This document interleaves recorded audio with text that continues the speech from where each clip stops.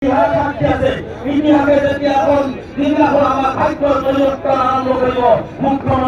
প্রতিষ্ঠা 50 রাখলেও আমার ভাগ্য কাটি রক্ষাবো নয়। আজি মুখ্যমন্ত্রী আমি এমন নাম দিয়ে আসছি, আমি ডিস্ট্রিক্ট আছি এই মানুষ মাটি করতে মাটি দিয়া হবো করতে আপনার এই দুই সাইডে ব্রহ্মপুত্র নদী তার মতো মানুষ থাকি বলে মই মুখ্যমন্ত্রী আহ্বান জানাইছো যত আপনি মাটি নিয়ে বিচাৰিছে ভূমি জিলাৰ আয়ুক্তগৰাকী আৰক্ষী অধীক্ষকগৰাকী আৰু আপোনাৰ দুজন কেবিনেট মিনিষ্টাৰ আপুনি সেই মাটিত 6 ঘণ্টা সময় জীবন নিৰ্বাহ কৰিব দিয়ক। আমি 600 বছৰ থাকিবৰ কাৰণে প্ৰস্তুত আছো। 600 বছৰ থাকিবৰ কাৰণে প্ৰস্তুত আছো। এই ভূমি আমাৰ পিছৰ ভাৰতীয় নাগৰিক আমি বিচাৰাই মুখ্যমন্ত্রী এবার হয়ে ভারত 600-700 টাকা মাটি দখল করেছে। পৃথিবীর কোন মুসলমান দেখেছেন কোন মুসলমান 600-700 টাকা মাটি দখল করে? উনিয়ন কারক রোড লড়াই দেখাইছে তাই কিমান তামুল বাগান রয়েছে। ওই মুখ্যমন্ত্রী চ্যালেঞ্জ করেছি তামুল বাগান কার কার আছে একবার হোয়াইট পেপার করে রাজনগর আমি জানিয়ে দিয়েছি তখন রাজ্যে জানিয়ে দিয়েছে তামুল বাগান কার কার উনিয়ন কারক বাসি ধর্মীয় অধিকার উচ্ছেদ করা হবে। কিন্তু এই সোনাইরূপা অভয়ারণ্য ক্যাপসুলত সোনাইরূপা অভয়ারণ্য অশোক সিংহ ডাঙরিয়া পদ্ম হাজরিকায় প্রায় 40,000 মানুষ তার বসাইছে তার পরিণতা চলাবার সাহস মুখ্যমন্ত্রী নাই। মুখ্যমন্ত্রী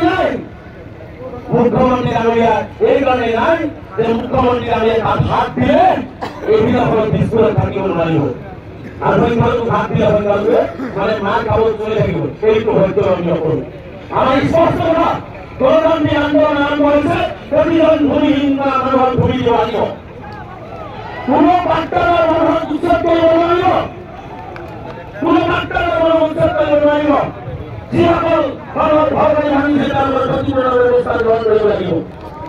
চৰকাৰৰ যদি মাটি লাগে চৰকাৰে আলোচনা হওক জিলা আয়ুক্তৰ আলোচনা হওক জিলা আয়ুক্তৰ আলোচনা হওক আমি মাটি ফালি কৰি কিন্তু আমাৰ ল'ৰা ছোৱালী লৈ কাটিবৰ কাৰণে ভূমিকা কৰিব লাগিব। আমি সরকারি মাটি যদি হিসাব করা যায় বিজেপি দলের মন্ত্রী এমএলএ বিজেপি দলের নেতাবিলাকে হাজার বিঘা মাটি দখল করে আছে মুখ্যমন্ত্রীর নজরত নাই নিশ্চিত হয়ে আছে। গতিকে চিৰাকুটা তৰুণা অঞ্চলকে লৈ অসমৰ বিভিন্ন প্ৰান্তত যি অমানৱীয় উচ্ছেদ কৰা হ'ল এই উচ্ছেদৰ তীব্ৰ নিন্দা কৰিছো আৰু প্ৰতিজন ভূমিহীন মানুহক উচ্ছেদ ক্ষতিপূৰণ নিদিয়ালৈকে আমচুৰি সংগ্ৰাম অব্যাহত থাকিব। আজি আমি একত্ৰিত হৈছো ইয়াত তৰুণ হাতীয়া উন্নয়ন কৰিবলৈ কোনো কথা নাই। কোন মানুহ হিন্দু মুছলমানক যাকে অমানৱীয় উচ্ছেদ কৰিব তাতে আমচুৱে প্ৰতিবাদ সাব্যস্ত কৰিব তাতে গাড়িয়ে প্ৰতিবাদ সাব্যস্ত কৰিব। আমি জাতিভেদ ধৰ্ম নিবিচাৰো আমি ধৰ্মতে বাধা নদীৰ গুৰুজনা মাধৱদেৱ গুৰুজনা আমাৰ এই গুৰুজন আদৰ কৰে এই অসম বিচাৰো। আমি হিমন্ত বিশ্ব শৰ্মা হিন্দু আৰ মুসলমানেৰ অসম বিচাৰো বিচাৰে আপোনালোকে আমাৰো কালি মই মুছলমান যুৱক হিচাপে মই বিশ্বাস কৰো যদি মই ভাল মানুহ হ'ব নোৱাৰো তেতিয়া ভাল মুছলমান হ'ব নোৱাৰিম যদি কোনো হিন্দু ভাল মানুহ হ'ব নোৱাৰে ভাল হিন্দু হ'ব এইটো স্পষ্ট। গতিকে আমাৰ দাবী হৈছে প্ৰতিজন মুছলিম পৰিয়াল সংস্থাপিত হ'ব লাগিব। পাঁচটাৰ মাটি যিসকলে আছে তেওঁলোকক কোনো ধৰণৰ উচ্ছেদ কৰিব নোৱাৰিব। আলোচনাৰ জৰিয়তে সমস্যাৰ সমাধান বিচাৰিছো আলোচনাৰ জৰিয়তে সমস্যাৰ সমাধান বিচাৰিছো। লগতে মুখ্যমন্ত্ৰীয়ে বাৰে বাৰে কয় সংখ্যালঘু ৰাজ্যৰ ছাত্ৰ ছাত্ৰীসকলে শিক্ষিত হ'ব লাগে। বৰ্তমানটো আমাৰ জীৱন নাই এইজন মুখ্যমন্ত্ৰীয়ে আমাৰ 7,000 ছাত্ৰ ছাত্ৰীক আজি 4 বছৰৰ পৰা উচ্ছেদ কৰি স্কুলৰ পৰা বঞ্চিত কৰিছে। সব কিমান ভয়ানক কথা। মই মুখ্যমন্ত্ৰী ডাঙৰিয়াক আহ্বান জনাইছো যদি মুছলমানক আপনি শিক্ষিত কৰিব বিচাৰে মাত্ৰ 10জন উচ্ছেদিত ল'ৰা ছোৱালীক আপুনি পঢ়াই মানুহ কৰি দেখুৱাই দিয়ক।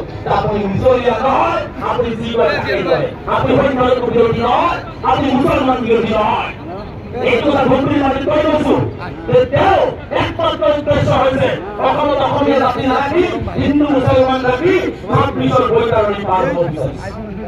সব নিজৰ বৈতাৰণি পাৰ হ'ব বৈতাৰণি আপুনি পাৰ হওক আপুনি জনা হওক কিন্তু প্ৰজাক যি অত্যাচাৰ আপুনি কৰি আছে পৃথিৱীতটো ৰাইজে ইয়াৰ বিচাৰ নহয় নেটে খাজো আছে আল্লাহ গড ঈশ্বর ভগবান আছে কেয়ামতের কিন্তু আপনার উপর বিচার নেব এত বড় একটা কুরবানি হিসাব কিন্তু নেব এত বড় একটা হিসাব কুরবানি নেব গতিকে মই বেশি সময় নেব মই কেবল মতে এটা আহ্বান জনাইছো এই মুহূর্তত অসমৰ সংখ্যালঘু ৰাইজৰ লগত কোনো নেতা নাই তাই কংগ্ৰেছ হওক তাই এনডিএফ হওক তাই ৰাইজৰ দল হওক তাই এনডিপি হওক বিজেপি হওক মানি আছে কোনেও আমাৰ লগত আন্তৰিকতাৰে এতিয়ালৈকে এই সমস্যা সমাধানৰ কাৰণে দুৰ্নীতি কৰা নাই আজি হিমন্ত বিশ্ব শৰ্মাই আজি হিমন্ত বিশ্ব শৰ্মাই